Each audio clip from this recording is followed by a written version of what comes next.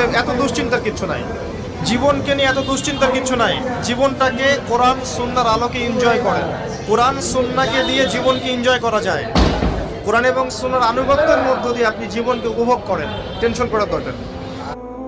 মনে রাখবেন, আল্লাহ যদি আপনার সাথে থাকেন এবং আল্লাহ যদি আপনাকে কবুল করেন, পৃথিবীর কোনো শক্তি নাই আপনাকে টলাবে।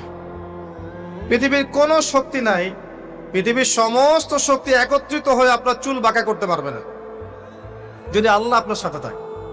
আর যদি আল্লাহ আপনার সাথে না থাকে, আইওয়াস শোডাউন দিয়ে কোনো লাভ হবে না, কেউ আপনাকে বাঁচাতে পারবে। অতএব আল্লাহকে আপন করে নেন, যার যার হক তাকে তাকে দেন, নিজের হক আল্লাহর কাছে চেয়ে নেন, ইনশাআল্লাহ আপনি সুখে থাকবেন।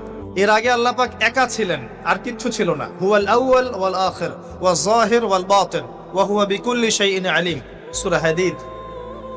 আল্লাহ পাক একা ছিলেন, কোনো কিছু